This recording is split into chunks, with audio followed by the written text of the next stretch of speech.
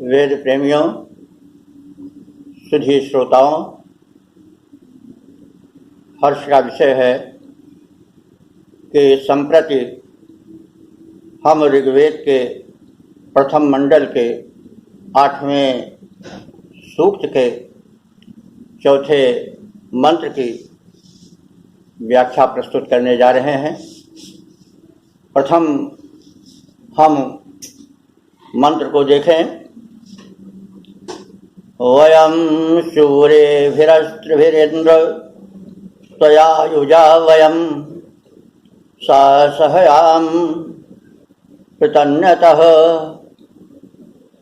तो शब्दों का खंड इस प्रकार से होगा। वयं शूरेभिः अस्त्रिभिः इंद्र त्वया युजा वयं सहयाम प्रतन्यतः। शब्दार्थ होगा वयम हम सब इंद्र हे इंद्र शूरेभिः शूरवीर योद्धाओं के साथ और जो कि अस्त्रों से सुसज्जित हैं, अस्त्र भी जो अस्त्रों द्वारा सुसज्जित हैं उनके साथ त्वया युजा तुझ सहायक से युक्त होकर के सासहयाम पराजित करें प्रतन्यतः बड़ी सेना से युक्त शत्रु को। तो यह तो शब्दार्थ हो गया। सामान्य अर्थ है कि इंद्र रूप सर्वेश्वर परमात्मन हम सब अस्त्र चालक कुशल योद्धाओं के साथ तुझ सहायक से युक्त होकर बड़ी भारी सेना सजाकर आए शत्रुओं को परास्त करें। तो यह तो सामान्य अर्थ हो गया, लेकिन जैसा हम सब जानते हैं मंत्र सूत्र शैली में कहे गए हैं, उसकी व्याख्या के लिए व्यास शैली का अवलंब आवश्यक होता है। तो इसमें बताया गया है कि जीवन एक संघर्ष है। जन्म से लेकर के मरण पर्यंत व्यक्ति को संघर्ष ही संघर्ष करना पड़ता है। कभी रोग से, कभी शोक से, कभी रोटी रोजी के लिए, कभी धन कमाने के लिए, कभी धन के संरक्षण के लिए, कभी अपनों से, कभी परायों से, कभी प्रत्यक्ष शत्रुओं से, कभी अप्रत्यक्ष शत्रुओं से लोहा लेना ही पड़ता है। प्रत्यक्ष शत्रु से अप्रत्यक्ष शत्रु अधिक संकट में डालने वाले होते हैं। और शत्रुता पराये तो करते ही हैं, शत्रु तो करते ही, लेकिन अपने भी गुप्त रूप से शत्रुता दिखाते हैं। एक कुशल अनुभवी शायर का कथन है कि हमें अपनों ने मारा है, कहाँ गैरों में वो दम था। मुझे अपनों ने मारा है, कहाँ गैरों में वो दम था। मेरी कश्ती वहां डूबी जहां पानी बड़ा कम था। एक अनुभवी महात्मा ने तो यहां तक भी कहा कि भाई जिसको तुम अपने बहुत निकट समझते हो और अपना कभी कभी धन ईमान सब कुछ बेच करके जिसके लिए समर्पित होते हो, वही सबसे बड़ा शत्रु। वो कौन है? सुतसम बैरी कौन? सबसे बड़ा दुश्मन अपना पुत्र होता है, जिसके लिए आदमी अपने नियत ईमान को बेच देता है। क्योंकि जन्मत ही जाया हरि, पैदा होते ही वो पत्नी का प्रेम बटा लेता है। और बड़े भरे पर भवन जब बड़ा हो जाता है तो अपने पुत्र पत्नियों के साथ पूरे घर पर अधिकार जमा लेता है। और अंत काज सर्वस हरो, जब मनुष्य नहीं रह जाता है तो सर्वस्व अपहरण कर लेता है। घर पर, जमीन जायदाद पर,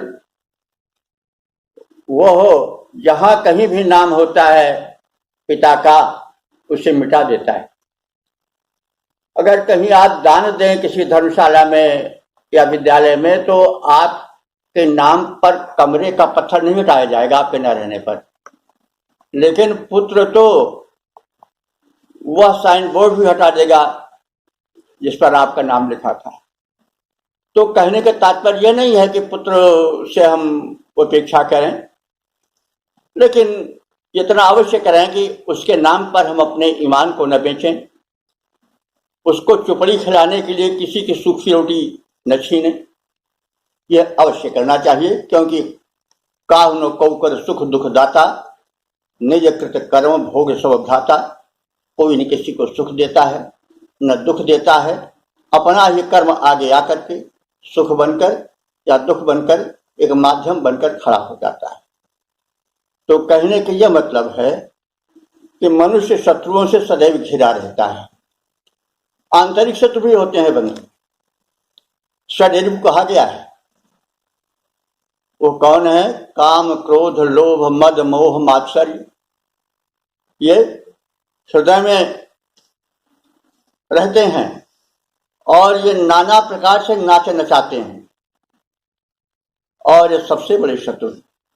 मनुष्य इनके कारण कभी सो नहीं पाता है। और कौन कहे, महात्मा गोस्वामी तुलसीदास जो विरक्त थे वो भी चीत्कार कर उठे कि एक एक रिपुते त्रासित जन तुम राखे रघुवीर, अब मोहि देत दुसह दुख दारुण, सब मिल क्यों न हरहु भव भीर। लोभ ग्राह दनुजेश क्रोध, कुरुराज बंधु खल मार, सब मिल देत मोह दुख दारुण, भंजहु राम उदार। तो लोभ रूपी ग्राह, गजग्राह का आप जानते ही हैं युद्ध। तो लोभ रूपी ग्राह हमारे चरणों को पकड़ करके खींच रहा है डुबो देने के लिए। लोभ ग्राह दनुजेश क्रोध है। दनुजेश कहते हैं हिरण्यकशिप को। तो हिरण्यकशिप रूपी शत्रु भी क्रोध बन करके हमें घेरे हुए है। लोभ ग्राह दनुजेश क्रोध, कुरुराज बंधु खल मार। कुरुराज बंधु यानी दुर्योधन का भाई कौन? दुशासन। वो कौन है? मार। मार माने काम। काम जो है हमें निर्वस्त्र कर रहा है द्रौपदी की तरह, यानी हमें निर्लज्ज चारों ओर हमारी निंदा करवा रहा है, हमारा धन भी ले रहा है। काम के वश में होकर के लोग धन ईमान बेच देते हैं और नंगे हो जाते हैं, चारों ओर बदनाम होते हैं। तो कुरुराज बंधु खल मार, सब मिल देत मोह दुख दारुण।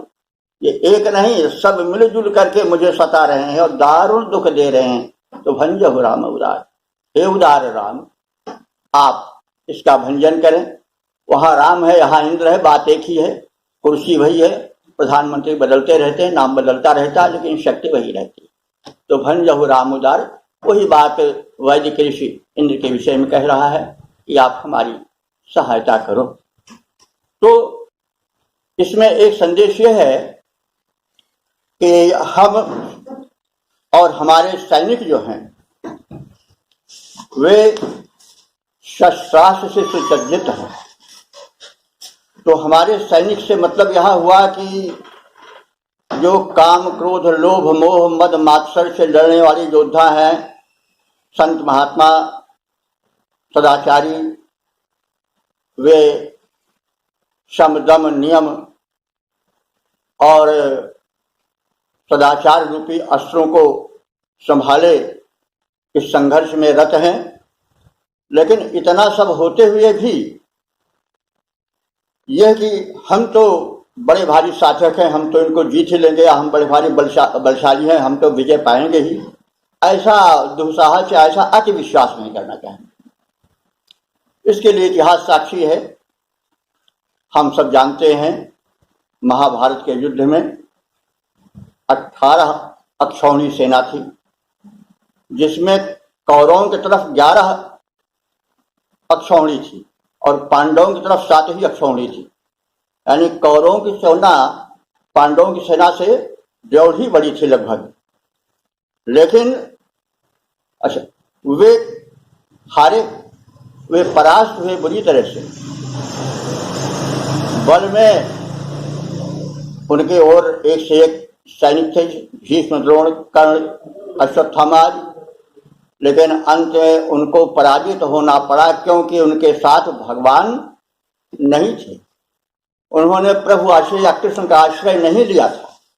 तो कहने की यह तात्पर्य कि हम अपने को सुसज्जित रखें, संयम नियम द्वारा पुरुष रखें, बल द्वारा, चाहे शारीरिक बल हो, चाहे मानसिक बल हो, चाहे आध्यात्मिक बल हो, अपने को सबल रखें, लेकिन अति विश्वास न करें, परमात्मा को न छोड़ें, क्योंकि वो सबसे बड़ा सहायक है।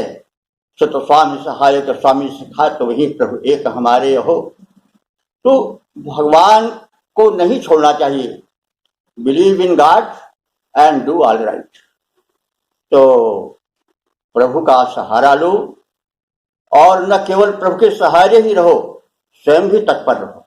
यह संदेश है कि हम जीवन युद्ध में अपनों या परायों से किसी भी क्षेत्र में युद्ध रत हैं, तो वहां हमें जो है वो आत्मबल, अपना साधन तो सबल रखना चाहिए, लेकिन ईश्वर का सहारा भी नहीं छोड़ना चाहिए।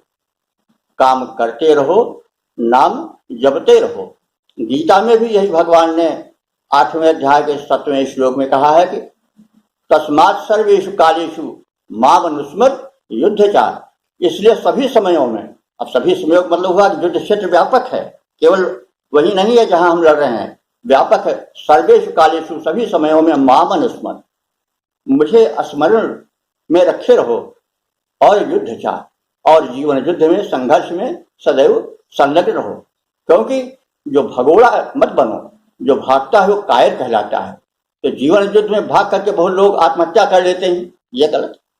जीवन के युद्ध में डटे रहो। हाँ, अति विश्वास करके अहंकार में मत फूलो, प्रभु का भी सहारा पकड़े रहो, काम करते रहो, नाम जपते रहो। यह मुख्य संदेश है इस मंत्र का। तो अब इसके बाद हम इसका पद रूपांतरण भी देख लें। हे इंद्र रूप भगवन तुम हो समर्थ स्वामी, आओ सबल सहायक तुम साथ में हमारे। ये शूरवीर योद्धा जो संग में खड़े हैं, शस्त्रास्त्र के चलाने में कुशल है भारे। सेना बड़ी सजाकर संग्राम हेतु तत्पर, जो शत्रु दल हमारे सम्मुख यहीं खड़े हैं। सहयोग पा तुम्हारा उनको करें पराजित, हम जीत जाएं रण में, वे हम सबों से हारे। हे इंद्र रूप भगवन तुम हो समर्थ स्वामी, आओ सबल सहायक तुम साथ में हमारे।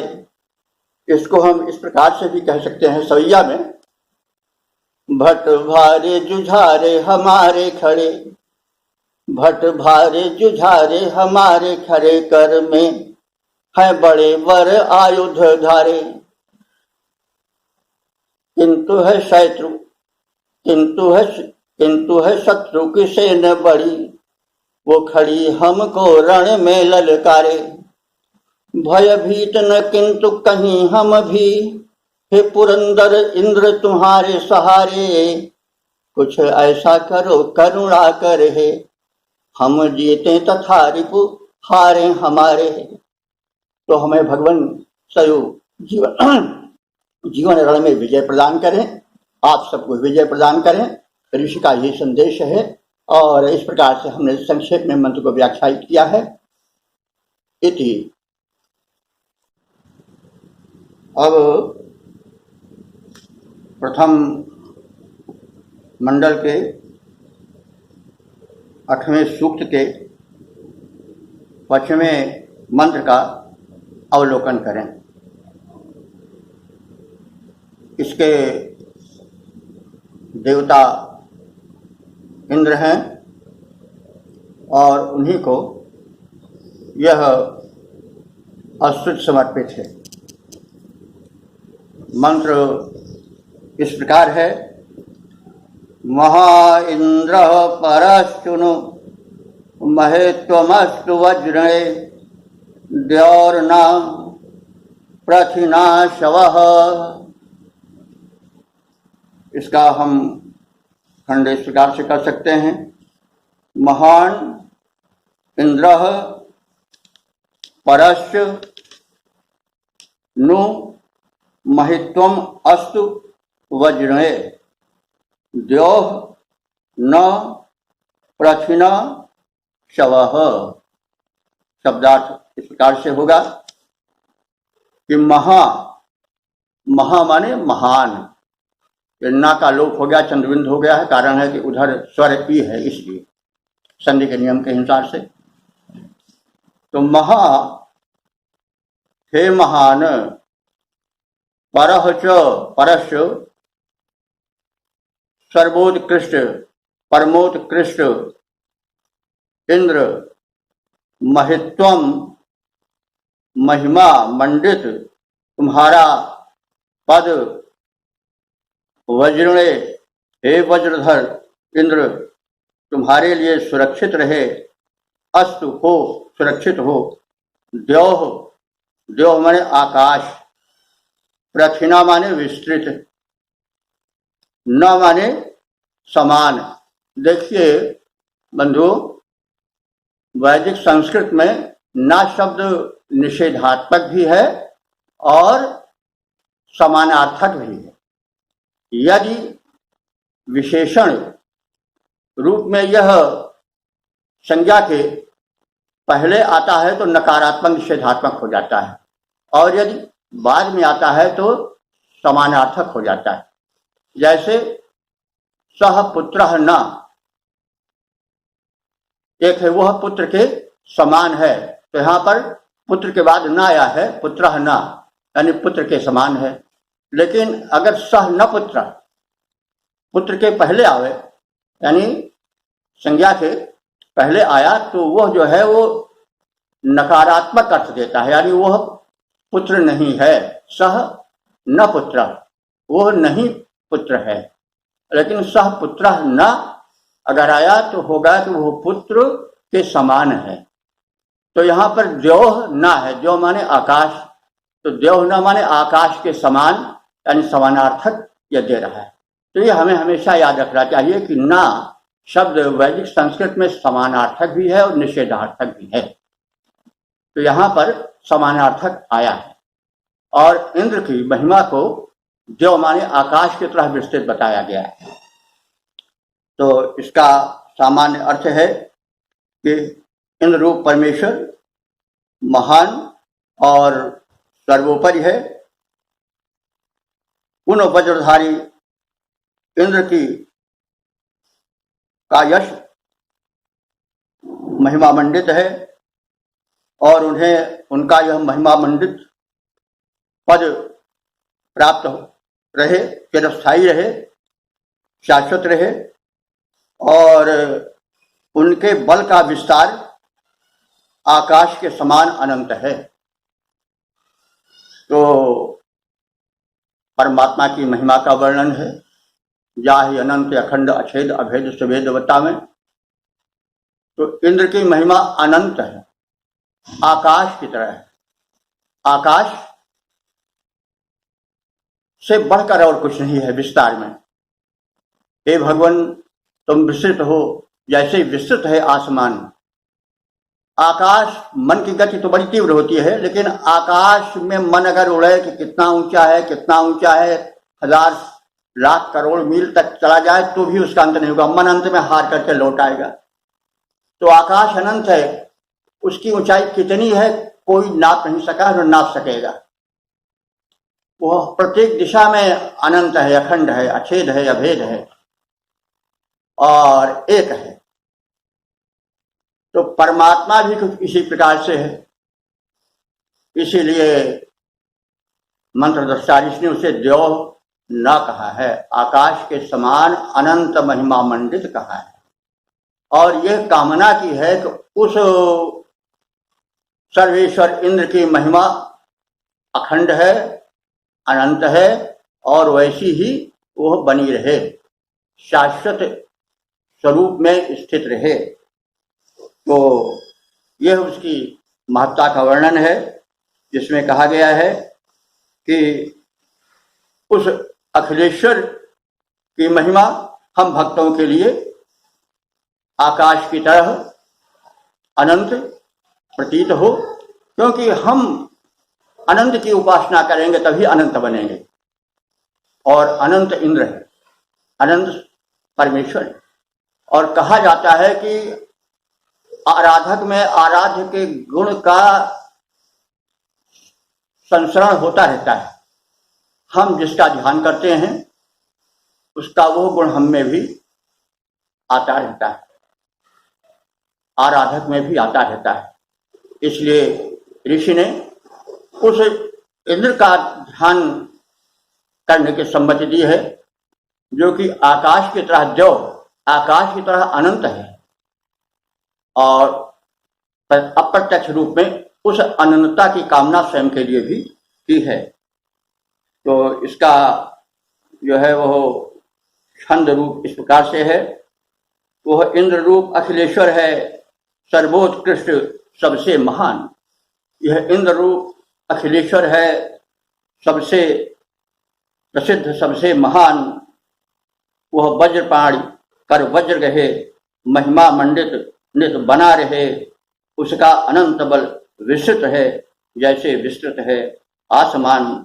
वह इंद्र रूप अखिलेश्वर है, वह इंद्र रूप अखिलेश्वर है, सर्वोत्कृष्ट सबसे महान। तो इसका संदेश ये है कि हमें महान की उपासना करनी चाहिए। हम विस्तृत सरोवर के पास जाएं ताकि हमें जल का अभाव न हो, हम गंगा का पान करें ताकि जल अमृतवत हो। तो हम उस सर्वेश्वर परमेश्वर सर्वोत्कृष्ट शक्तिधारी वज्रधर मानी, जिसके हाथ में अस्त्र है। वज्रधर कहने क्यों वज्रधर विशेषण यहाँ प्रयोग किया गया कि वह वज्र का प्रहार अमोघ होता है। तो हम उस वज्रधर इंद्र के उपासक हैं। वेदों में इंद्र को परम पराक्रमशाली बताया गया है, उसे अश्वारोही बताया गया है, उसे गजारूढ़ नहीं बताया गया है। तो यह इंद्र का महिमा मंडित शस्त्रधारी, भक्तों के संरक्षण में संयुक्त रहने वाला, अमित महिमा से मंडित स्वरूप वाला बताया गया है। और ऋषि ने संदेश दिया है कि ऐसे सर्वोपरि परम शक्तिमान, सर्वशक्तिमान, आकाश की तरह महान इंद्र की उपासना करने योग्य है। और उसकी यह महिमा अखंड रहे, शाश्वत रहे, ताकि हम भक्त उसकी आराधना कर आध्यात्मिक और भौतिक बल प्राप्त करते रहें। यह इसका संदेश है मंत्र का।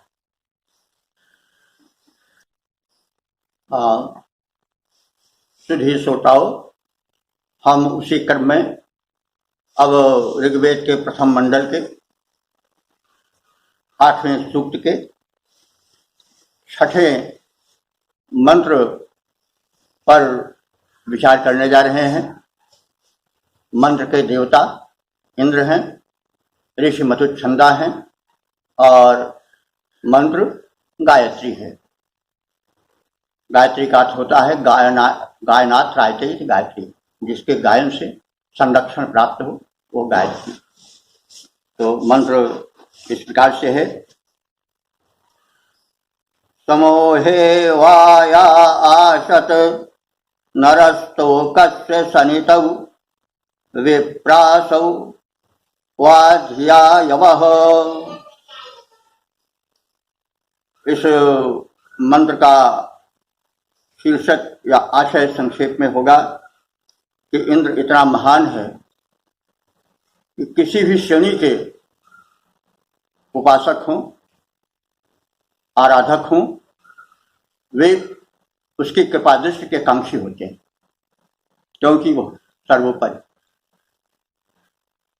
तो चाहे युद्ध क्षेत्र में गमनोद्यत वीर वांकुरे सैनिक हों,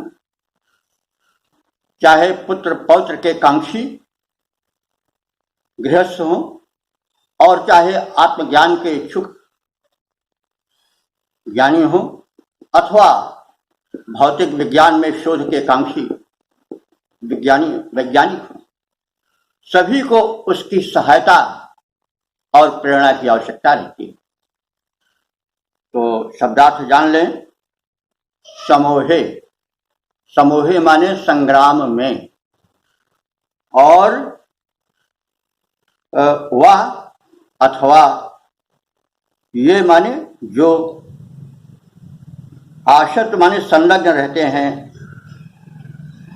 वह अथवा नरः मनुष्य तोकस से, तोक कहते हैं पुत्र पौत्रादि को, तो तोकस से पुत्र पौत्रादिकों के सनितो माने प्राप्ति के इच्छुक रहते हैं, ऐसे गृहस्थ व अथवा विप्रासः, ज्ञानी गण, विप्र शब्द होता है विशिष्ट रूपेण जानाति स विप्रः, तो विप्रासः विप्राह है। अगर लौकिक संस्कृत होती तो उसका रूप होता विप्राह, लेकिन वैदिक संस्कृत में उसी स्थान पर बहुवचन में विप्रासा हो जाता है। तो जो है ज्ञानी, यानी विशिष्ट ज्ञान के, आध्यात्मिक ज्ञान के इच्छुक हैं वे, और धिया यवा, जो बुद्धि के यानी शोध परक वैज्ञानिक बुद्धि के प्राप्तिक्षुक हैं वे, सब इंद्र की स्तुति से सिद्धियां पाते हैं। ये भाव इसका है, और इस रूप में यह कहा गया है कि इंद्र सर्वरूपेण सर्वथा अस्तुत्य है, क्योंकि वह सर्वसमर्थ है, सब कुछ देने योग्य है, इसलिए उसका नैकट्य प्राप्ति आवश्यक है, उसकी आराधना उपासना अनिवार्य है। यह सम्मति दे रहा है ऋषि। अब हम इसके पद्य रूपांतरण की ओर बढ़ते हैं। जो इंद्र रूप अखिलेश्वर है, जो इंद्र रूप अखिलेश्वर है, वह सिद्ध सभी को देता है। जो इंद्र रूप अखिलेश्वर हैं वे सिद्ध सभी को देते हैं, चाहे सैनिक रणगामी हों, चाहे गृहस्थ श्रुतकामी हों, विज्ञान ज्ञान के प्राप्त्युत्सुक, चाहे ज्ञानी गुणग्रामी हों, वे सभी इंद्र आराधक बन, वे सभी इंद्र आराधक बन अपनी झोली भर लेते हैं। वे सभी इंद्र आराधक बन अपनी झोली भर लेते हैं। जो इंद्र रूप अखिलेश्वर हैं वे सिद्ध सभी को देते हैं, वे सिद्ध सभी को देते हैं। उसके द्वार पर जाकर निराश कोई नहीं लौटता है। ऐसे इंद्र की उपासना अवश्य करनी चाहिए। ऋषि का मंत्र का यह संदेश है।